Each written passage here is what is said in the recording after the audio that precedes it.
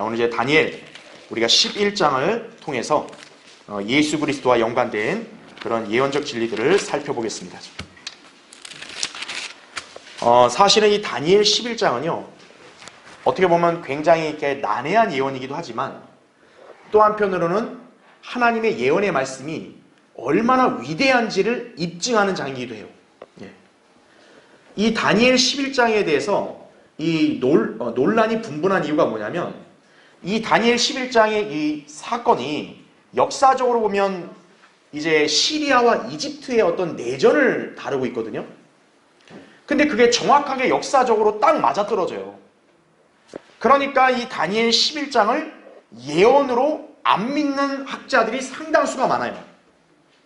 왜냐하면 우리가 대충 뭉퉁그려서 얼핏 맞출 수는 있지만, 어떻게 다니엘이 이 계시를 받을 때 200년 뒤에 있을 일들에 대해서, 200~300년 뒤에 있을 일들에 대해서 이렇게 세세하게 맞을 수 있냐 이거예요. 그러니까 이제 어떤 학자들은 이 다니엘 11장을 다니엘이 기록했다고 믿질 않아요. 한참 BC 한 160년경 이때쯤 누군가가 이거를 이미 지난 일들을 기록한 거다, 이렇게 주장하는 학자들이 많다는 거죠. 왜냐하면 성경의 예언의 그런 개념을 모르고 또 믿진 않으니까 그러는 거예요. 하나님께서 불가능이 있으시겠어요? 하나님께서는 우리 인간들의 관점에서는 먼 미래를 알지라도 하나님은 이미 다 알고 다 보고 계신다고요. 다니엘에게 계시를 해준 거거든요. 그래서 그런 부류의 사람들이 있고, 또 한 부류의 사람들은 누구냐? 이 다니엘 11장의 이 예언을 과거의 역사에만 적용시키는 거예요. 우리가 잘 알아야 될 게 뭐냐면, 이 다니엘 11장을 성령님께서 왜 기록했겠어요? 단순히 성령님께서 우리에게 그리스의 역사를 우리 보고 공부하라고 그냥 이걸 기록했겠어요? 아니라고요. 반드시 이유가 있는 거예요. 그 이유가 뭐냐면, 바로 여기 시리아와 이집트의 전쟁이 과거의 역사에선 이루어졌지만 사실 이거는 훗날들, 즉 미래의 대환란 때 있을 바로 예언이기 때문에 그러는 거예요. 그래서 이런 사건들은 대환란 때 앞으로 재현이 될 것이다 이거죠. 그런 면에서 이 다니엘 11장의 북쪽 왕과 남쪽 왕은, 특히 북쪽 왕은 적그리스도의 예표가 되는 인물인 거예요. 그런 관점으로 해석을 해야 이 다니엘 11장을 여러분이 볼 때, 대환란 때는 앞으로 적그리스도가 어떤 행보를 펼치겠구나, 이걸 여러분이 볼 수 있는 거예요. 만약에 이런 믿음과 관점을 안 가지게 되면 어떻게 돼요? 그냥 이걸 옛날 역사로만 그냥 여러분도 간주해 버린다고요. 그렇게 되면은 성령님께서 여기서 계시해 주시는 이런 위대한 예언의 진리를 여러분이 볼 수가 없게 되는 것이에요. 그래서 우리 성경대를 믿는 그리스도인들의 관점이 정확하다는 거죠. 다니엘 11장은 역사적으로는 이제 시리아와 이집트의 그런 전쟁을 다룬 거지만, 이제 교리적으로는 이게 대환란 때 이제 있을 일들을 겨냥하고 있는 것이다. 여러분이 이러한 이중적인 관점으로 이 11장을 읽고 또 의미를 해석해야 여러분이 올바로 그걸 알 수 있는 것이에요.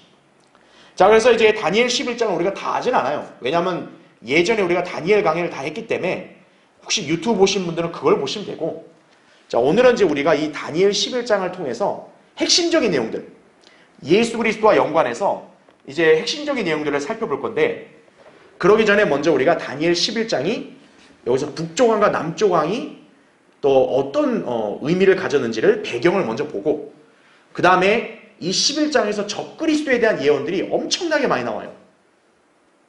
그래서 그 예언들을 좀 이렇게 카테고리로 이렇게 분류를 해서 이렇게 간략하게 살펴보기로 하고, 그 다음에 이제 우리가 오늘 중점적으로 보려고 하는 거는 맨 마지막 적그리스도의 최후를 보려고 하는 거예요. 왜냐? 적그리스도의 활동은 영원하진 않거든요. 우리가 다니엘을 통해 늘 배웠지만 적그리스도에게 하나님께서 허락하신 기간은 딱 3년 반이에요. 활동이. 유대인들에게는 7년이 정해진 거지만 적그리스도의 본격적인 활동은 한때, 두때, 반때, 3년 반만 주어진 거라고요. 그럼 3년 반 지나게 되면 어떻게 돼요? 적그리스도는 멸망하는 거죠. 누가 그를 멸망시킵니까? 예수 그리스도라고. 그래서 우리는 그 주제를 간과할 수 없기 때문에 우리가 다니엘 11장도 짚고 넘어가는 것입니다. 다니엘 11장에서도 마지막은 결국 그게 나온다고요. 예. 근데 이제 우리가 그것만 딸랑 보면 그러니까 11장을 좀 이해하기 위해서 좀 이렇게 제가 핵심적인 내용들만 살펴보려고 하는 것이에요. 자, 그래서 이제 일단 교환 메뉴를 한번 보세요. 다니엘 11장은 북조왕과 남조왕의 환상을 묘사한다 이거죠. 여기서 북조왕은 역사적으로 헬레니즘 시대의 셀레우쿠스 왕국 시리아를 가리킵니다. 시리아의 왕을 가리키고요. 남조왕은 프톨레미 왕국 이집트의 왕을 가리킨다라는 거죠. 그러니까 여러분이 쉽게 이 다니엘 11장 읽을 때 북쪽 하면 시리아, 남쪽 하면 이집트, 일단 이렇게 기억하시면 돼요. 예. 그래서 역사적으로 11장은 신구약 중간사 기간 동안 시리아와 이집트 간에 일어난 전쟁을 다루고 있다라는 거죠. 그런데 중요한 것은 두 왕국 간의 내전에 관한 역사가 아니라 이 예언이 장차 미래에 있을 대환란 때 적그리스도에 관한 정보를 제공해 준다는 것이다 이거죠. 성령님이 단순히 이방 나라의 그런 역사에 무슨 관심을 가진 게 아니라 바로 이 이방 나라의 왕이 취한 행보가 미래의 대환란 때 적그리스도를 예표하기 때문에 우리에게 이걸 기록해서 보게 하시는 거예요. 그거를 간과하면 안 돼요, 절대로. 그렇죠? 예. 그래서 적그리스도에 관한 정보를 여기서 여러분이 자세히 볼 수 있는 거예요. 특히 자, 거기 제가 밑줄을 쳐놨죠. 적그리스도는 최후의 때에 가면 북쪽으로부터 오는 소식에 번민하게 될 텐데 그래요. 44절에 보면 적그리스도가 북쪽으로부터 어떤 소식을 정보를 접하면서 굉장히 번민하고 분노에 휩싸여요. 왜 그럴까요? 자기가 이제 이 땅에서 마음껏 자기 마음대로 활동해 왔잖아요. 그럼 그가 왜 갑자기 북쪽을 보면서 번민하겠냐 이거예요. 바로 이제 그의 끝장이 이제 일어나기 때문에 그런 거예요. 누가 그를 끝장내는 것이냐? 바로 예수 그리스도라는 거죠. 예수 그리스도께서 군대를 이끌고 재림하시게 되면 적그리스도와 그의 왕국은 영원히 멸망하게 될 것이라는 점이다라는 거죠. 자, 이런 예언이 구체적으로 어떻게 전개될 것인지 또 얼마나 정확하게 성취될지를 입증하는 게 다니엘 11장의 예언이다라는 것이에요. 자, 그래서 이제 일단 우리는 이 다니엘 11장에서 먼저 북조왕과 남조왕이 등장하게 되는 배경을 살펴보고, 그러나 우리 이제 지금 역사적인 기술을 우리가 지금 초점을 두는 게 아니라 적그리스도에 대한 예언을 일단 이렇게 초점을 둬서 적그리스도가 대환란 때 어떤 행보를 펼칠지 그 예언들을 핵심적인 내용들만 요약해서 보고, 마지막으로 이제 적그리스도가 왜 번민하게 되는지, 바로 예수 그리스도가 재림하시기 때문이라는 것을 우리가 한번 살펴보겠습니다. 자, 첫 번째 보세요. 북조왕과 남조왕이 등장하게 된 배경 그랬습니다. 자, 일단 다니엘 11장 먼저 2절을 한번 볼게요. 이제 내가 진리를 내게 알려주겠노라. 보라, 페르시아에서 아직도 새 왕이 일어날 것이요 넷째는 그들 모두보다 훨씬 더 부유하게 될 것이라. 그의 부로 인한 힘으로 그가 그리스 나라를 대적하여 모든 사람을 선동할 것이라. 이렇게 말씀하고 있어요. 뭐 자세한 내용은 나중에 다니엘 강좌 보시면 되고, 일단 2절에서 여러분이 봐야 될 거는 페르시아가 그리스를 대적한다. 일단 이것만 이제 간추려서 요약을 한 거예요. 근데 우리는 이미 결과를 알잖아요. 페르시아는 그리스에 의해서 멸망을 했습니다. 그렇죠? 그러면 이제 3절을 보세요. 한 막강한 왕이 일어나서 큰 권세로 다스리며 자기 뜻대로 행하리라. 이렇게 나오죠. 바로 이 3절의 한 막강한 왕이 누구냐 이거예요. 지금 2절에서 페르시아가 그리스 대적하는 게 나왔죠. 그러고 나서 막강한 왕이 일어섰죠. 이거는 바로 페르시아를 멸망시킨 그리스의 첫째 왕 알렉산더 대왕을 가리키는 거다 이거죠.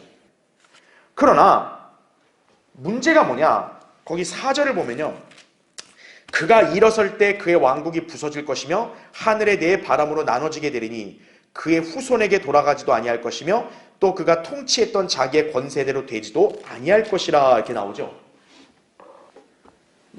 알렉산더가 통치하는 왕국에 문제가 생긴 거예요. 바로 뭐냐면 역사를 통해 우리가 미리 알지만 알렉산더가 일찍 단명하는 바람에 결국 그의 왕국은 그의 자손에게도 세습이 안 돼요. 일찍 죽으니까 자식도 없는 거예요. 결국 다른 사람들에 의해서 그 왕국이 분열됐고, 그리고 그렇게 서로 나눠져서 통치하게 됐다는 거죠. 즉 알렉산더 휘하의 4명의 장군들에게 각각 그 왕국이 나눠졌다는 거죠. 4개의 왕국으로 나눠진 거죠. 그게 바로 여기서 말하는 하늘의 4바람이다라는 거예요. 그래서 괄호 2번 보면 그 왕국이 하늘의 4바람, 즉 4왕국으로 분열되고 말았으니 마케도니아, 트라키아, 시리아, 이집트 이렇게 나눠진 것이다라는 거죠. 네. 자, 그럼 이제 괄호 3번을 보면 특히 이 중에서 이스라엘의 북쪽에 위치한 시리아와 남쪽에 위치한 이집트가 중요한데 이 두 왕국에 대한 환상과 그 역사가 다니엘 11장의 예언의 핵심이다라고 했어요. 그래서 제가 처음에 언급할 때 이 다니엘 11장 예언을 공부하면서 연관을 지어서 봐야 될 게 제가 다니엘 8장이라고 그랬어요. 그렇죠? 한번 우리 찾아볼게요. 다니엘 8장 여기 보시면요. 8절 한번 볼게요. 다니엘 8장의 환상을 제가 간략히 요약드리면 이제 다니엘이 환상을 보는데 순양이 굉장히 강해요. 근데 그 순양이 강한데 순념소가 순양을 들이받아서 짓밟아 죽여버립니다. 이제 그 주님께서는 그 예언을 해석해 주죠. 바로 순양이 메데 페르시아고 순념소가 그리스라 그랬어요. 그렇죠? 그래서 역사적으로 보면 그대로 됐잖아요. 그렇죠? 자, 그리고 특징이 뭐냐? 이 순념소에 양눈 사이에 두드러진 뿔이 나와요. 우리가 이제 다니엘에서 공부했지만 뿔은 왕을 상징하잖아요. 바로 그리스의 첫째 왕 알렉산더를 가리키죠. 그래서 8절을 보면 그러므로 그 순념소가 매우 강대해지다가 강하게 되었을 때 그 큰 뿔이 꺾였고 나오죠. 알렉산더가 일찍 죽어버린 거죠. 그러면서 보세요. 그 자리에 두드러진 뿔 넷이 하늘의 4바람을 향하여 나왔음이라 이렇게 말하고 있죠. 아하, 알렉산더 자리를 뿔 4개가 대체를 한 거죠. 그게 우리가 11장에서 봤던 하늘의 4바람, 즉 4명의 장군들에 의해서 4왕국으로 나눠진 것이에요. 자, 이게 일단 역사적으로 보면 그대로 이루어졌어요. 그러면 다니엘 8장에서 왜 성령님께서는 이 계시를 기록하셨냐면 단순히 그리스의 변화된 역사를 관심을 둔 게 아니라 자, 9절을 보세요. 바로 이자 때문에 그런 거예요. 그중 한 뿔에서 작은 뿔 하나가 나와서 남쪽과 동쪽과 아름다운 땅을 향하여 심히 커지더니 이렇게 나오죠. 바로 여기 작은 뿔 때문에 그런 거예요. 이 작은 뿔이 어디에서 나왔냐? 그리스 제국이 4개로 분열됐잖아요. 나눠졌잖아요. 그 4왕국 중에 한 왕국에서 나오는 거예요. 즉 이 작은 뿔인 적그리스도의 출신을 알려주는 거죠. 자, 우리가 한번 이렇게 볼게요. 그러면요. 자, 순념소가 그리스라 그랬어요. 그렇죠? 그래서 그리스의 첫째 왕이 알렉산더인데 이 알렉산더가 단명을 해요. 그래서 자손도 없이 죽다 보니까 4개로 나눠집니다. 4명의 장군들이 각각 이 왕국이 4개로 이렇게 쪼개지는 것이에요. 그래서 우리가 아는 마케도니아, 그렇죠? 그 다음에 트라키아, 그 다음에 시리아, 그 다음에 이집트, 이렇게 나눠지는 거죠. 자, 이제 우리가 여기서 봐야 될 게 뭐냐면 지금 이 4개가 나눠졌는데 이 4 중에 하나에서 뭐가 나왔냐? 작은 뿔이 나왔다고 얘기하고 있는 거예요. 작은 뿔. 이 작은 뿔이 바로 누구예요? 적그리스도라는 거죠. 그렇죠. 예. 적그리스도가 작은 뿔이에요. 그래서 이 작은 뿔이 이 4개 중에 하나에서 나왔다라는 거예요. 그러면 어디서 나왔냐 이거예요. 예. 자, 어디서 나왔냐고 보면은 거기에 남쪽과 동쪽을 향해서 커진다 그랬죠. 그러면 남쪽이 어디예요? 이집트라 그랬잖아요. 그렇죠? 이집트가 남쪽이니까 남쪽을 향해 커진다 했기 때문에 적그리스도는 이집트에서 나오는 게 일단 아니라고 우리가 보는 거예요. 그렇죠? 아니에요. 두 번째, 동쪽을 향해 커진다. 사실 여기서 볼 때는 동쪽이 시리아예요. 근데 문제가 뭐냐면은 시리아를 배제하지 말고 시리아보다 더 동쪽이 있어요. 그게 어디냐? 바로 바빌론입니다. 바빌론. 그러니까 일단 작은 뿔은 바빌론 출신도 아닌 거예요. 그러면 서쪽이냐 이거예요? 마케도니아냐? 아니라는 거죠. 왜 아니냐 했더니 우리가 구절을 보니까 동쪽과 남쪽만이 아니라 또 뭐가 나와요? 아름다운 땅이란 말이 나와요.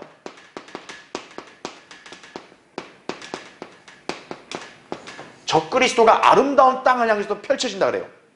그럼 아름다운 땅은 어디를 가리킬까요? 이스라엘 땅이죠. 다니엘 11장에 있다 보겠지만 거룩한 땅, 이것도 이스라엘 땅이고 아름다운 땅에 있을 땐 이스라엘 땅을 가리키는 거예요. 즉 이스라엘 땅을 향해서도 뻗어나가야 돼요. 그러면 아까 이집트 남쪽 아니잖아요. 그냥 북쪽도 아니에요. 그렇죠? 왜? 적그리스도의 출신지를 봤을 때는 이스라엘은 어느 방향이냐면 서쪽일 수밖에 없어요. 이 나라들을 다 볼 때는. 그렇죠? 서쪽이어야 돼. 아하. 그러니까 우리는 이미 방향이 나왔어요. 방향이 뭐냐? 일단 남쪽 아니에요? 북쪽 아니에요?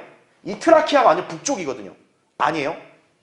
그 다음에 서쪽이잖아요. 이스라엘 땅 향해서. 마케도니아는 서쪽이에요. 아니에요. 그러면 이제 어디밖에 없는 거예요? 바로 시리아밖에 없는 거예요. 시리아밖에. 그러니까 시리아를 기준으로 본다면 어떻게 돼요? 시리아보다 동쪽은 바빌론인 거죠. 그러니까 적그리스도가 시리아 출신으로 나오는데 아까 봤듯이 남쪽과 동쪽을 향해 커진다 했잖아요. 바빌론 쪽으로도 커지고 이집트 쪽으로도 커지고 그 다음에 아름다운 땅을 향해서도 커진다 그랬죠. 서쪽 이스라엘 땅에서 커지는 거죠. 그리고 실제 역사적으로 보면은 이 시리아가 결국 이 북쪽까지 다 먹습니다. 예. 그래서 북동쪽이 돼버려요. 북동쪽. 그래서 결국에는 우리가 알 수 있는 게 뭐냐. 아하, 다니엘 8장을 통해서 우리가 적그리스도의 출신지를 성령님께서 암시해 준 거예요. 바로 이 4개 중에 어디라는 걸 일단 암시해 준 거예요? 시리아다라는 거죠. 그러면 다니엘 11장을 우리가 이해할 수 있는 거예요. 왜 성령님은 다니엘 11장에서 하필 이 나라들 중에 남쪽과 북쪽을 기록했냐 이거예요. 바로 그 두 나라 중에 한 나라에서 적그리스도가 나온다는 거죠. 그 나라가 바로 어디라는 거예요? 시리아라는 거죠. 그래서 제가 다니엘 8장과 11장을 같이 연관지으라고 말한 이유가 그거예요. 이렇게 해버리면은 아하, 북쪽 왕이 시리아 왕이잖아요. 그렇죠? 그러니까 시리아 왕이 남쪽 왕 이집트 왕과 계속 내전을 했단 말이에요. 전쟁을. 그 전쟁을 한 것이 역사적으로 그게 분명히 이루어졌지만 사실 그게 예표였다는 거죠. 바로 무슨 예표? 장차 대환란 때 적그리스도가 취할 행보를 예표한 거란 얘기죠. 시리아 왕의 행보가. 왜냐하면 적그리스도가 시리아로 나오니까. 그걸 우리가 알 수 있는 거예요. 예. 자, 그래서 이제 거기 보세요. 제가 이미 괄호 1번에서 이거를 다 설명한 겁니다. 그래서 괄호 1번 내용 그대로 보시면 되고 괄호 2번 보시면 따라서 성령님께서 11장에서 그리스에 분열된 4왕국들 중에 유독 남쪽 왕과 북쪽 왕의 전쟁에 대해 설명하신 이유는 바로 그 두 나라를 사이에 둔 이스라엘과 연관되어 있기 때문이며 라는 거죠. 예. 자, 제가 아까 얘기한 게 시리아가 이제 북동쪽을 다 점령했기 때문에 지금 구도가 어떻게 된 거예요?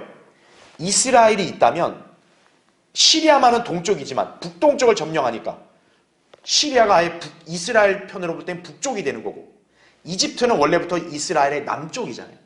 그러니까 이스라엘을 사이에 두고 어떻게 되는 거예요? 지금 북쪽 시리아와 남쪽 이집트가 전쟁을 계속하는 거예요. 어쨌든 이스라엘과 연관이 돼 있기 때문에 두 나라를 기록한 거고 특히 이스라엘을 황폐화시키는 북쪽 왕의 행태가 나와요. 11장에. 그게 바로 뭐냐면 적그리스도를 예표한다는 거죠. 적그리스도가 나중에 대환란 때 이스라엘을 황폐화시키는 일을 실제로 할 것이다라는 거죠. 바로 이 때문에 성령님께서는 다니엘 11장에서 남쪽 왕과 북쪽 왕의 역사를 이렇게도 자세하게 기록하신 이유는 그게 바로 미래 훗날들의 대환란 때 유대인들과 연관된 적그리스도의 행보를 예시해 주기 때문에 그렇다. 이렇게 이해하시면 되겠습니다. 자, 그럼 이제 교환의 두 번째 보세요. 대환란 때 적그리스도의 행적과 특성에 관한 예언들 보면요. 자, 북쪽 왕과 남쪽 왕의 역사는 신구약 중간사를 지나 로마가 세계를 제패할 때까지 계속 이어진다. 그 다음 페이지 보세요. 하지만 다니엘 11장의 예언은 그 역사적인 왕들보다 더 중요한 한 사람에게 예언의 초점이 맞추어지는데 바로 적그리스도다라는 거죠. 예. 그러니까 이제 우리가 다니엘 11장을 예전에 공부하신 분들은 혹시 기억할지 모르겠지만 시리아와 이집트 간에 서로 전쟁이 있을 때요. 결국 이집트가 누구를 끌어들이냐? 로마를 끌어들여요. 시리아의 그 맹렬한 공세가 거세니까 이집트가 로마의 원조를 요청합니다. 그러니까 로마는 그때 한참 부상하고 있는 나라인 거죠. 그렇죠. 그래서 지금 여기서 제가 얘기한 대로 로마까지도 이 다니엘 11장에서 그 예언을 하고 있는 거예요. 역사적으로는. 그러나 아까 제가 얘기했다시피 다니엘 11장의 예언은 우리에게 단순한 역사 공부를 위한 목적으로 기록된 게 아니라는 거죠. 바로 한 인물에게 초점이 맞춰지는데 바로 적그리스도라는 거죠. 자, 왜냐하면 선지자 다니엘에게 계시된 11장의 환상은요. 훗날들에 일어날 일이기 때문에 그런 거예요. 여러분 우리 다니엘 그 11장 펴져 있죠. 여러분 그 위에 10장 14절 한번 보세요. 10장 14절. 자, 10장 14절에 보면 이제 주님이 이제 다니엘에게 하신 말씀이에요. 이제 내가 훗날들에 내 백성에게 닥칠 것을 너에게 깨닫게 해주려고 왔노라. 이는 그 환상이 아직도 많은 날 동안 남아있기 때문이라 하더라. 이렇게 말하고 있죠. 그 훗날들이 바로 대환란을 가리킨다는 얘기죠. 대환란 때 이제 다니엘의 백성, 유대인들에게 어떤 일이 펼쳐질까? 이거를 가르쳐준다는 거죠. 그러니까 우리가 다니엘 11장을 과거의 시리아, 이집트 역사로 보면 안 된다는 거예요. 무조건 그걸로 보면은. 이 11장은 예언적으로 어디를 가리키냐? 바로 대환란 때 유대인들이 어떤 공경을 겪을지, 또 그 유대인들을 박해하는 적그리스도가 어떤 행보를 펼칠지, 그거를 가르쳐주는 거란 얘기죠. 예. 그래서 우리가 그 부분을 간과하면 안 되고 그 부분을 중점적으로 봐야 된다는 거죠. 그래서 이제는 우리가 이 다니엘 11장에 지금 나오는 적그리스도의 어떤 그런 행보, 특징이 뭔가 굉장히 많지만 간략하게 요약해서 한번 보겠어요. 자, 첫 번째 보세요. 제가 거기다 밑줄을 다 쳤죠. 첫 번째, 그렇죠? 자, 일단 적그리스도는 어떤 자라는 거예요? 이스라엘 땅을 진멸시키는 파괴자다. 다니엘 11장에 그렇게 나오는 거예요. 여러분 이제 11장 16절 한번 보세요. 11장 16절. 11장 16절에 그러나 그를 대적하러 오는 자가 자신의 뜻대로 행할 것이며, 여러분 거기 자신의 뜻대로란 말을 잘 표시해 놓으세요. 그러니까 이 자는 하나님 뜻대로 하는 게 아니라 뭐예요? 자기 뜻대로 하는 거예요. 그 다음 보세요.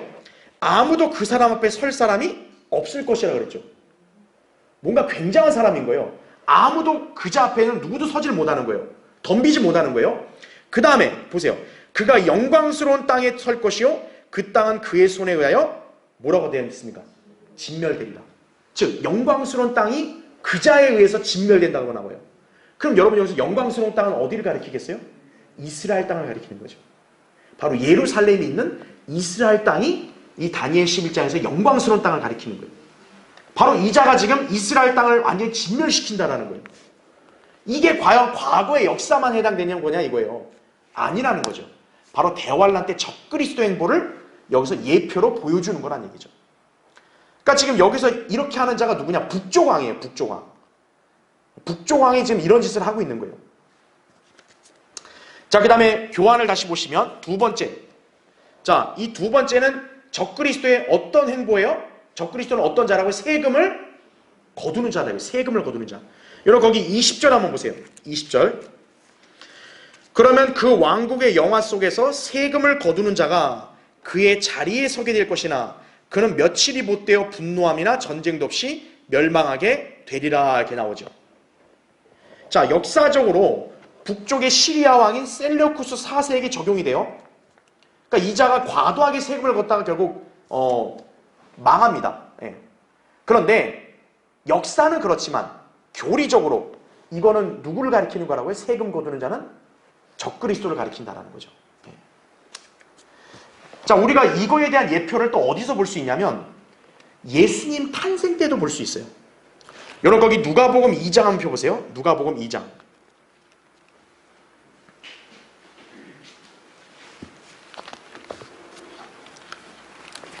다니엘 11장을 껴놓으시고 여러분 그 누가복음 2장을 한번 보세요.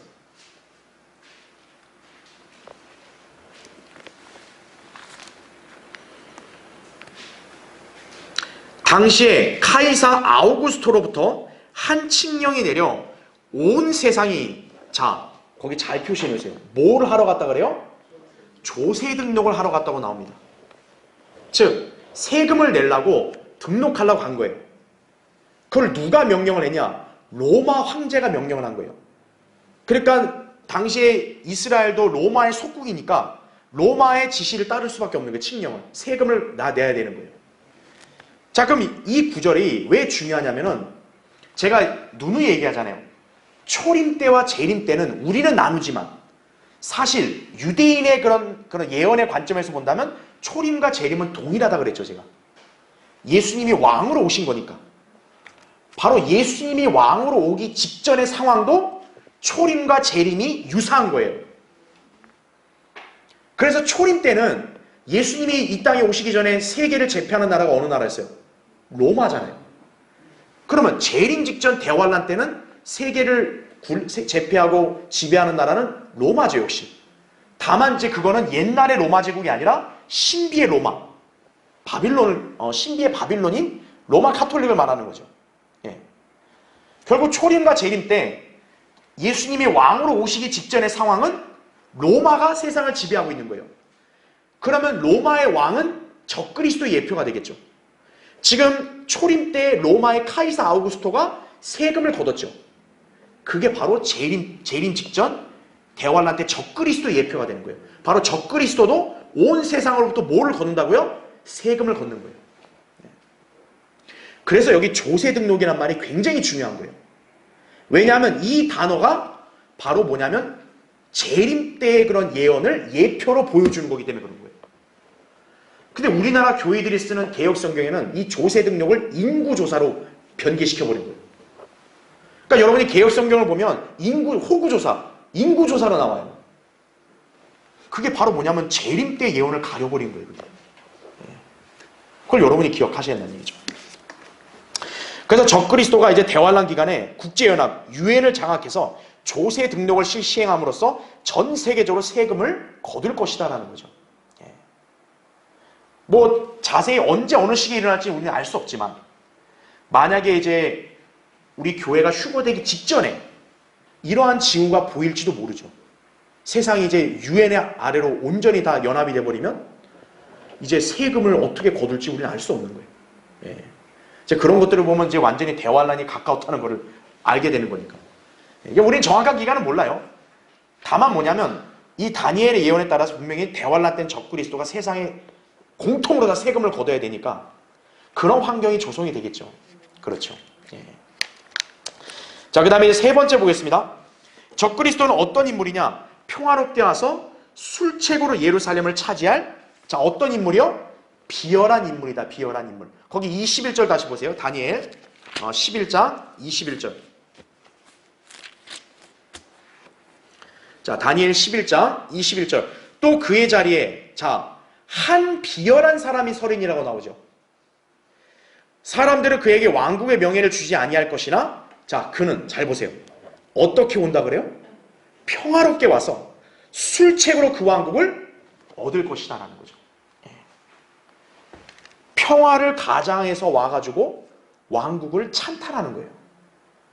바로 이게 적그리스도가 한 행보라는 이거죠. 그래서 여러분 거기 교환의 괄호 1번 보세요. 3번 밑에 괄호 1번.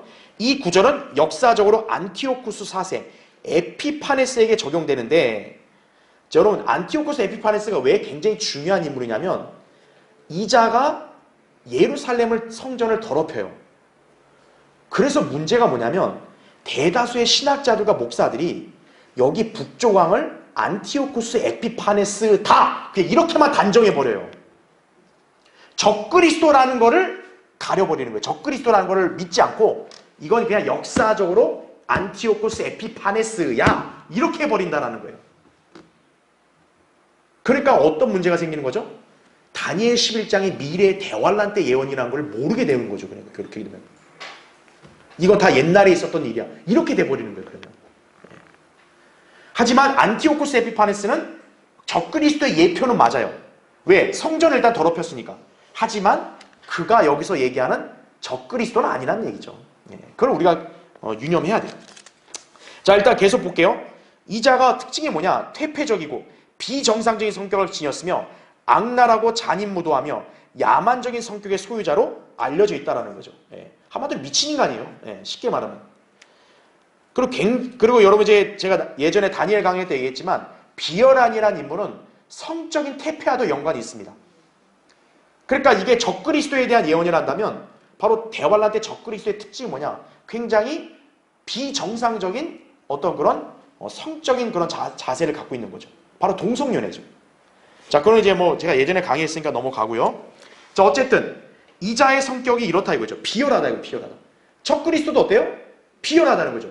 비열하니까 어떻게 된 거예요? 속여서 얻는 거죠. 왕국을 뺏는 거죠. 그래서 괄호 2번 보세요. 적그리스도는 대환란 기간에 평화로 많은 것을 멸할 것이며 특히 평화롭게 예루살렘으로 들어가 그 성전에 앉아 자신을 하나님이라고 주장할 것이다 라는 거죠. 데살로니가서 2장 4절에 나온 대로. 그 다니엘 8장 25절에도 이자가 평화로 멸해요. 그러니까 자기의 마음에 안 들고 또 자기의 뜻을 안 따라주면 어떻게 되는 거예요? 없애버려야 돼. 근데 어떤 명목으로 없애요? 평화를 위해서. 이 지구의 평화를 위해서 이런 악한 자들은 없애야 된다. 이렇게 해버리는 거죠. 이게 이제 적그리스도의 특징이 되는 거죠. 자, 어쨌든 평화를 가장해서 술책으로 예루살렘을 차지할 인물이다. 이 인간이. 그렇죠? 자, 네 번째. 자, 적그리스도는 어떤 특징을 가진 사람이라고요? 유대인의 혈통을 가진 자예요. 여러분 거기 24절을 보세요. 그가 평화롭게 그 지방의 가장 기름진 곳까지 들어가서 그의 조상들이나 그의 조상의 조상들까지도 하지 않았던 짓을 행할 것이요. 이렇게 나오죠. 자, 여기도 역시 어때요? 평화롭게 들어간다 그러죠? 자, 그러면 여러분 거기 그 지방의 가장 기름진 곳이란 말이 나오죠. 여기가 어딜까요? 예루살렘을 가리키는 거죠. 아까 제가 영광스러운 땅, 아름다운 땅 하면 어디를 기억하면 된다고요? 이스라엘 땅을 가리키면 되고 그 이스라엘 땅 중에서도 여기서 가장 기름진 곳, 바로 예루살렘을 가리키는 거예요. 바로 이자가 예루살렘까지 들어가는 거예요. 근데 들어가서 무슨 짓을 한다는 거예요? 그의 조상들이나 조상들까지도 하지 않았던 짓을 행한다. 성전을 더럽히고 황폐화시키는 거죠. 근데 여기서 우리가 봐야 될 게 지금 이 적그리스도가 예루살렘으로 들어가는데 조상들이란 말을 써요. 자, 우린 여기서 하나 알 수 있는 거죠. 바로 적그리스도는 시리아 나라 출신이지만 어느 혈통도 가지고 있는 사람이라는 거예요? 유대인의 혈통도 가진 사람이라는 걸 여기서 알려주는 거예요. 그러니까 이스라엘 땅의 예루살렘을 조상들의 땅이라고도 얘기하는 거예요. 여기서. 자, 우리는 그 적그리스도의 혈통까지도 지금 여기서 다니엘에서 지금 계시해 주는 거예요. 이자가 바로 유대인의 혈통을 가진 거예요. 그러니까 우리는 아까 북조강 시리아에서 온다라는 것까지 알았는데 시리아에서만 오는 것뿐만 아니라 이자는 유대인의 혈통까지 가진 거죠. 결국 뭐냐면 혼혈인 거죠. 혼혈. 이자가. 자, 그래서 이제 여러분이 그렇게 보시면 됩니다. 그래서 괄호 1번 보면 대환란 때 적그리스도는 알렉산더 대왕이나 안티오쿠스 에피파네스가 그러했듯이 평화롭게 술책으로 왕국을 얻었을 뿐만 아니라 평화롭게 그 지방의 가장 기름진 곳, 즉 이스라엘 땅까지 들어간다라는 거죠. 그리고 이제 예루살렘까지 들어가는 거죠. 그렇죠? 자, 그럼 다섯 번째 보세요. 교환의 다섯 번째. 자, 이제 적그리스도는 대환란 때 어떤 행보를 하냐? 유대인과 맺은 언약을 환란 중간에 파기합니다. 여러분 거기 30절 한번 보세요. 거기 이제 30절, 31절. 이는 키팀의 배들이 그를 대적하러 올 것임이라. 그러므로 그가 낙심하여 돌아가며, 자 보세요. 거룩한 언약에 대하여 뭘 한대요? 분노를 품을 것이에요. 거룩한 언약을 잘 보세요. 그 다음에 그가 그렇게 행하리니 그가 돌아가서 거룩한 언약을 버린 자들과 더불어 이해를 도모하리라 이렇게 말하죠. 즉 이 거룩하다는 말을 썼다는 걸 보면 뭔가 하나님의 백성과 관련있는 언약이란 말이에요. 근데 이자가 지금 이 언약에 대해서 어때요? 분노를 품고, 그리고 이 언약을 버린 자들, 이들이 누구겠어요? 유대인을 배신한 자들이겠죠. 이 거룩한 언약을 유대인과 맺었다 했을 때 이 언약을 버렸다는 건 뭐예요? 유대인을 배신했다는 거죠. 그런 자들과 같이 한편이 되는 거죠. 자, 32절 보세요. 31절. 군대가 그의 편에 서서 견고한 성소를 더럽히고 날마다 드리는 제사를 폐지하며 멸망케 하는 가증한 것을 어떻게 한대요? 세우리라 이거죠. 자, 이게 역사적으로 보면은 제가 예전에도 강의했지만 안티오쿠스 에피파네스가 이제 그 남쪽의 이집트를 치러 왔는데요. 이 이집트가 당해낼 재간이 없으니까 누구에게 원조를 요청하냐면 로마 제국의 원조를 요청해요. 그래서 로마 제국이 원조를 와가지고 이집트를 도와주고, 로마가 워낙 굳건하게 방어를 잘하니까 이 안티오쿠스 에피파네스가 결국 패하는 거예요, 전쟁에서. 그러니까 이자가 마음먹고 이집트를 점령하러 왔는데 패하니까 돌아가야 될 거 아니에요. 근데 제가 얘기했잖아요. 이자의 특징이 비열하다고 했잖아요. 비열한 인간들은 자기가 열받으면 어딘가에 화풀이를 해야 되거든요. 그러니까 이자가 다시 자기 나라 돌아갈 때 어디를 지나갈 수밖에 없냐면 이스라엘을 지나갈 수밖에 없는 거예요. 그럼 여러분이 잘 아셔야 될 게 뭐냐면 북쪽, 남쪽이 계속 전쟁을 한단 말이에요. 그러면 여러분 그 중간에서 누가 고통을 많이 받겠어요? 이스라엘이 고통을 많이 받는 거예요. 왜? 강대국이 자기를 사이에 두고 서로 치고받고 싸우니까. 그러니까 시리아와 이집트가 전쟁을 계속할 때마다 이스라엘은 그 중간에 껴서 고래 싸움 새우등 터지듯이 계속 그렇게 고통을 당하는 거예요. 바로 성령님께서도 왜 북쪽이나 남쪽을 기록했냐면 하나님의 백성인 이스라엘과 연관되어 있기 때문에 그러는 거예요, 이게. 자, 그런데 이 안티오쿠스 에피파네스가 이제 돌아가야 되잖아요. 돌아갈 때 이런 비열한 인간은 그냥 안 가거든요. 열받네. 자기가 그냥 돌아가면 정치적 입지도 떨어지잖아요. 이렇게 당당하게 전쟁하러 갔다더니 지고 왔네? 이렇게 되니까 뭔가 하나 성취라도 해야겠다. 그래서 돌아가는 길이 어떻게 하는 거예요? 이스라엘로 들어가는 거예요. 그래서 예루살렘 성전을 박살내고 황폐화시키는 거예요. 이 에피파네스가. 그게 바로 이걸 가리키는 건 아니거든요. 역사적으로 이걸 가리키는 거예요. 자, 그런데 우리는 지금 이 역사적인 걸 보아야 되는 게 아니죠. 다음 페이지 보세요. 바로 2번. 예언적으로는 대환란 기간에 적그리스도가 예루살렘 성전을 황폐하는 것에 적용이 된다는 거죠. 왜요? 아까 우리 31절 다시 보세요. 군대가 그의 편에 서서 견고한 성소를 더럽히고 날마다 드리는 제사를 폐지한다. 즉 유대인들의 성전 제사를 어떻게 하는 거예요? 폐지하는 거예요. 그리고 멸망케 하는 가증한 것을 어떻게 해요? 세운다. 이게 예수님이 마태복음 24장에서 말했던 멸망에 가증한 것이 거룩한 곳에 선다. 그걸 가리키는 거죠. 그래서 지금 이 31절, 30절의 이 예언은, 언약은 뭐냐면 바로 대환란 때 적그리스도가 언약을 파기시키고 예루살렘을 황폐화시키는 걸 예언한 거예요, 이게. 그러니까 역사적인 것만 보면 안 된다는 거예요. 역사적으로도 이게 실제로 이루어졌지만 이게 궁극적인 성취는 대환란 때 있다는 거죠. 자, 그래서 이제 우리가 특징을 알아봤어요. 아, 적그리스도는 분명 환란 중간에 유대인과의 언약을 깨요. 거룩한 언약을 깨고 자기가 이제 예루살렘을 황폐화시키는 거예요. 자, 6번째. 적그리스도의 특징이 뭐냐? 술책으로 유대인을 파멸시키는 거예요. 술책으로. 여러분 거기 32절 한번 보세요.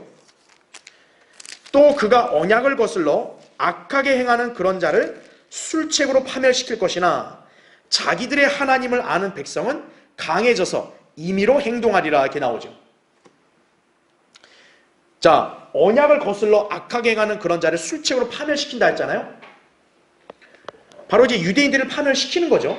그런데 자기들의 하나님을 아는 백성이 강해진다 그랬죠. 임의로 행동한다 그랬죠. 즉 믿음을 끝까지 지키는 유대인 남은 성도들 어떤 거예요? 적그리스도의 그런 거에 굴복하지 않는다는 걸 보여주는 거죠. 그리고 33절 보세요.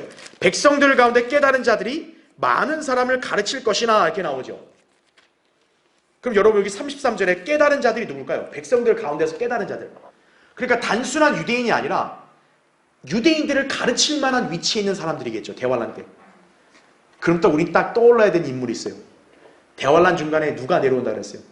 모세와 엘리야가 내려온다 그랬죠. 또 하나님이 택하신 14만 4천 명이 있죠. 14만 4천 명이 실제로 어때요? 유대인만이 아니라 이방인들에게 가서 왕국 복음을 전하잖아요. 그렇죠? 바로 그걸 가리키는 거죠. 네. 자, 근데 33절을 계속 보면 그래도 그들은 칼과 불꽃과 사로잡힘과 약탈당함으로 여러 날 동안 붕괴되리라 이렇게 말하고 있죠. 그렇죠? 즉 그 말이 뭐냐면 이 깨달은 자들, 쉽게 말하면 14만 4천 명이든 뭐 선지자들이 가르칠 거 아니에요. 그럼 많은 사람들이 분명히 그 가르침을 듣고 믿을 거란 말이에요. 하지만 믿어도 어떻다는 거예요? 이들에게는 엄청난 고난이 이렇게 예상돼 있다라고 나오는 거죠, 이게. 바로 그게 뭐냐면 여기 나온 대로 칼. 여러분, 칼하면 뭐예요? 전쟁이죠. 불꽃. 불이죠, 불. 그 다음에 사로잡힘. 포로로 잡아가는 거죠. 실제로 유대인들을 속여서 이렇게 막 적그리스도에게 갖다 주는 인간들이 얼마나 많겠어요. 그 다음에 약탈당함.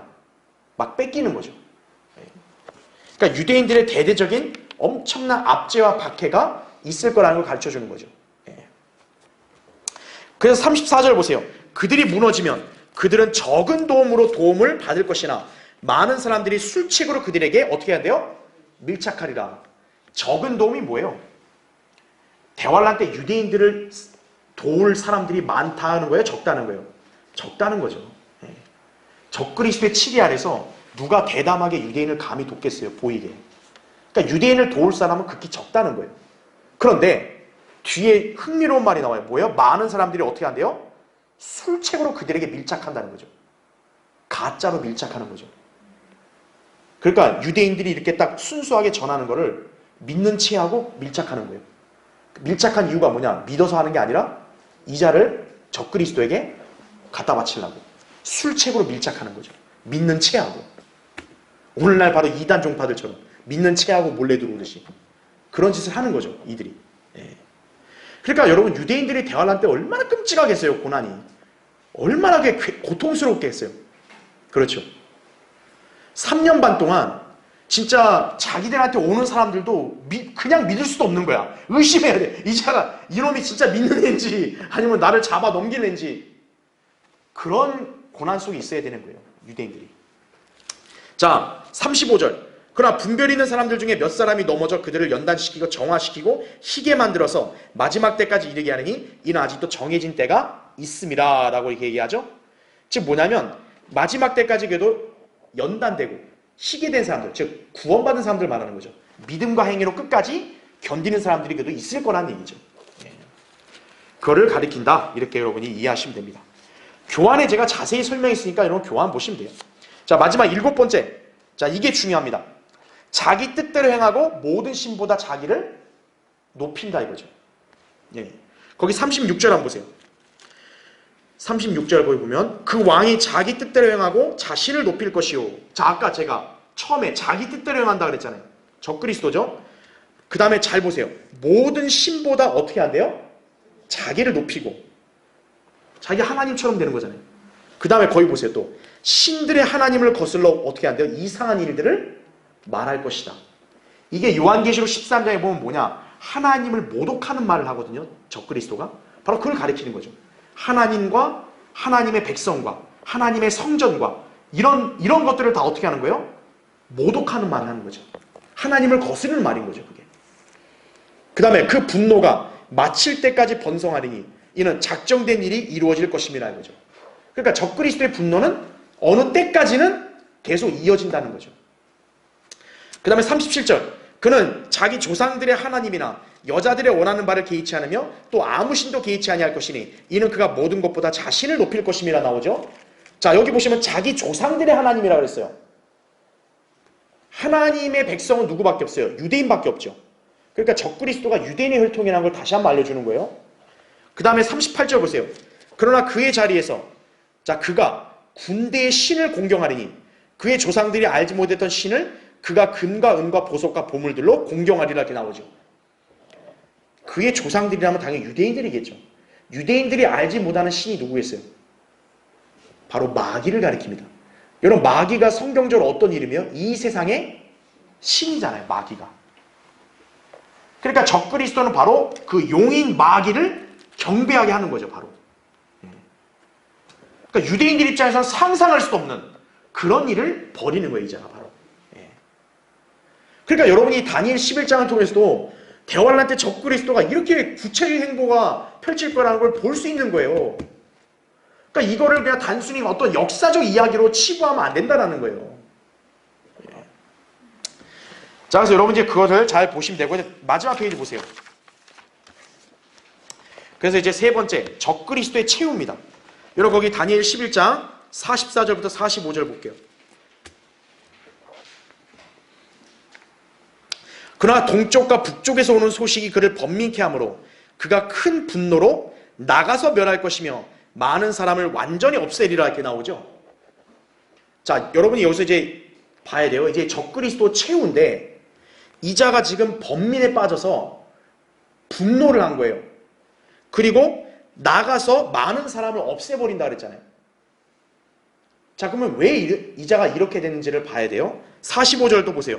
또 그가 자기의 궁전 장막을 바다들 사이에 있는 영광스러운 거룩한 산에 세울 것이라. 그러나 그가 그의 종국에 이르게 되리니 아무도 그를 도와주지 못하리라 이렇게 말하고 있죠. 자, 이건 제가 필기로 좀 설명을 할게요. 자, 최후에 적그리스도가 번민을 해요. 그리고 분노를 해서 전쟁을 일으킵니다. 자, 왜 적그리스도가 번민을 일으켰냐 했더니 북쪽에서 오는 소식 때문에 그래요. 이 북쪽에서 오는 소식, 정보를 들어가지고 적그리스도가 굉장히 번민에 빠진 거예요. 그러면 우리가 알아야 될 게 북쪽입니다. 자, 동쪽도 나오지만 결론부터 말하면 동쪽은 저기를 가리키는 거예요. 그 아마겟돈을 가리키는 거죠. 그렇죠?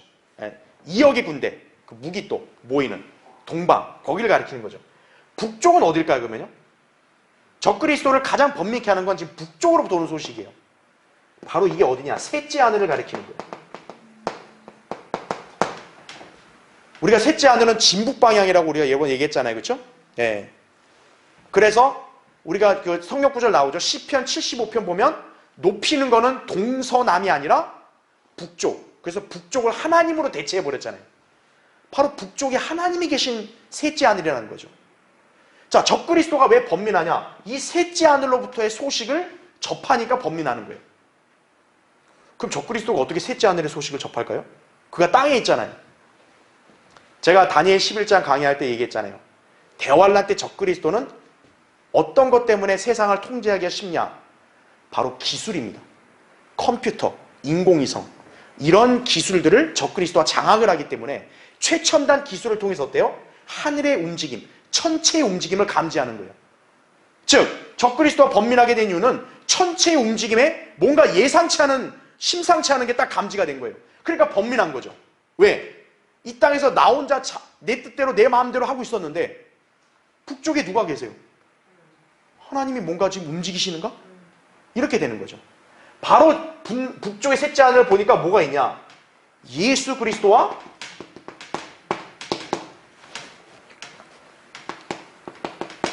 플러스 군대 있죠. 그분의 군대들이 재림을 하더라 이거예요. 재림을 하더라. 그러니까 이제 적그리스도가 번민에 빠져서 어떻게 한 거예요? 재림을 왜 하겠어요? 그럼 군대를 데리고 나를 죽이려 하는구나. 이제 하나님의 아들이 와서 통치하려고 하는구나. 그래서 적그리스도가 어떻게 하는 거예요? 그거를 막으려고 하는 거예요. 분노가 일어나서 어떻게 하는 거예요? 전쟁을 일으켜서 나가는 거죠. 바로 대적해서 싸우는 거예요. 그걸 가리키는 거예요. 44절은 지금. 바로 아마겟돈 전쟁을 가리키는 거예요. 그게 바로. 이해되시죠? 네. 그러니까 북쪽에서 오는 소식이 바로 이거예요. 이걸 감지한 거예요. 그러니까 이제 분노가 나서 예수님이 내려오면 안 된다 이거예요. 그럼 나는 끝장이다. 그러니까 전쟁을 일으키는 거예요. 그래서 어떻게 하냐? 이 자가 나가서 아까 많은 사람을 완전히 없앤다 했잖아요. 그러면 이 적그리스도는 누구를 없앨라 했겠어요? 하나님의 백성이 누구예요? 바로 유대인이잖아요. 그래서 유대인을 진멸시키려고 하는 거예요. 그래서 왜? 예수 그리스도가 오시면 유대인들을 데리고 통치하시는 거니까 이 자들이 없어야 된다라는 거죠. 바로 이게 아마겟돈 전쟁이나 예언인 거예요. 이게. 자, 그런데 아까 45절을 우리가 끝에 봤을 때 그가 종국에 누구도 도와주지 않고 망한다 그러잖아요. 그렇죠. 그러면서 아까 우리 45절을 보면은 거기에 뭐라고 나오냐면은 그 자기의 궁전 장막을 산에다, 거룩한 산에다 세운댔잖아요. 거룩한 산이 어디예요? 시온산을 가리키는 거죠. 예. 거기다 자기가 세워놓고 왕로로 타는데 이분이 내려오시는 거예요. 그러니까 이분을 대적해서 전쟁을 일으키려고 하는 거죠. 그러나 아마겟돈 전쟁의 결과 우린 다 알죠. 박살나는 거죠. 적그리스도는. 적그리스도가 예수님한테 박살날 때 적그리스도의 편에 설 사람이 있겠어 없겠어요? 없다라는 거죠. 그의 도움은 아무도 없으리란 말이 되는 거예요. 자, 여러분 그렇게 보시면 됩니다. 그래서 이거는 제가 예전에 다 자세히 했기 때문에 그냥 간단히 하는 거예요. 그래서 이제 우리가 이 마지막 때 있을 전쟁은 최소한 이 전쟁의 전선은 이렇게 딱 한 군데를 정확히 우리가 단정해서 말할 수 없는 게 여러 군데가 있어요. 구약의 예언을 보면. 첫 번째는 일단 이스라엘 북쪽에 있는 아마겟돈에서 모인다고 했으니까 아마겟돈에도 전쟁이 나요. 그런데 괄호 2번을 보면 스가랴 14장 1절 2절에 보면요. 예루살렘에서도 싸움이 나요. 예, 거기서 나와요. 근데 예루살렘과 아마겟돈 사이는 거리가 꽤 되거든요. 그 다음에 괄호 3번을 보면 또 에돔 지역도 있습니다. 에돔 지역. 우리 예전에 예수님의 재림 경로를 배웠잖아요. 예수님이 재림했을 때 에돔 땅을 거쳐간다 그랬잖아요. 그러니까 예수님이 재림해서 적그리스도 군대를 민족을 멸망시키는 전쟁을 할 때 전선이 대체 몇 개냐 이거예요. 그건 정확히 알 수 없다는 거죠. 성경에서는 이게 언제 있을 거라는 얘기는 안 했기 때문에 그래서 저는 여기서 여러분에게 가능성만 얘기하는 거예요. 첫 번째는 아마겟돈에서 있을 수 있고 아니면 예루살렘에서 있을 수 있고 아니면 에돔 땅에서 있을 수 있다는 거죠. 왜요? 여러분 에돔에 바로 뭐가 있어요? 셀라 페트라. 유대인들이 거기서 부양받는 곳이 아니에요. 유대인들을 위해 싸워야 되니까 예수 그리스도가 거기서 싸울 수도 있는 거죠. 그러니까 가능성은 여러 군데인 거예요. 정확히는 우리가 어떻게 될지는 몰라요. 다만 예수님이 지상에 와서 전쟁을 치를 때는 아마겟돈 지역도 있고 예루살렘도 있고 에돔도 있다라는 거죠. 어쨌든 예수 그리스도가 재림해서 적그리스도를 멸망시키고 민족들을 심판하시는 전쟁은 전쟁의 가능성 있는 지역들은 두세 군데다. 이렇게 보시면 돼요. 북쪽인 아마겟돈 아니면 예루살렘 아니면 남쪽의 에돔. 여기 중에 어떤 곳이 될지는 알 수가 없어요. 예. 나중에 우리가 주님과 함께 내려오면 그때 보면 되죠. 눈으로. 그렇죠? 예. 자, 그래서 마지막 거기 세 번째 보세요. 그러나 그가 그의 종국에 이르게 되리니 아무도 그를 도와주지 못하리라 이거죠. 적그리스도의 통치는 거대한 왕국을 형성한 후에 갑자기 끝나게 되는 거예요. 갑자기. 서서히 끝나는 게 아니에요. 적그리스도 왕국이 워낙 강대했는데 갑자기 끝나버리는 거예요. 그래서 성경은 뭐라고 얘기하냐? 갑작스러운 멸망이 그들에게 닥친다 그러죠. 데살로니가서 5장 3절에. 그렇죠? 아이벤 여인에게 진통이 오듯 갑작스러운 멸망이 온다 그러잖아요. 그러니까 놀라는 거죠, 다들. 그래서 거기 이사야 거기 나오잖아요. 14장 16, 17절에 이게 바로 뭐냐면 적그리스도의 멸망을 나중에 지상의 민족들이 볼 때 이런 말을 할 거라는 거예요. 보세요. 너를 보는 자들이 너를 자세히 살펴보고 숙고하여 말하기를 이자가 땅을 떨게 하고 왕국들을 진동시켰으며 또 세상을 광야같이 만들었고 그 성읍들을 멸망시켰으며 그의 갇힌 자들의 집을 열어주지 않았던 그 사람이냐 하리라 이거죠. 한마디로 이자가 이 세상을 이렇게 했던 이자 아니었냐 이거예요. 근데 이자가 왜 이렇게 망했냐 이거예요. 이제 예수 그리스도가 재림했을 때 이렇게 된다는 얘기죠. 다니엘 11장은요 정말 위대한 장인 거예요. 그랬어요. 앞으로 유대인과 연관해서 대화를 할 때 적그리스도가 어떤 행보를 펼칠지가 나오고 그리고 적그리스도의 최후가 어떻게 될지도 계시가 되어 있는 거예요. 그래서 다니엘 11장과 요한계시록을 상호 보완해서 보면 여러분은 더 선명하게 볼 수 있는 것이에요. 대단하죠? 자, 우리 다음 시간에 계속하도록 하겠습니다.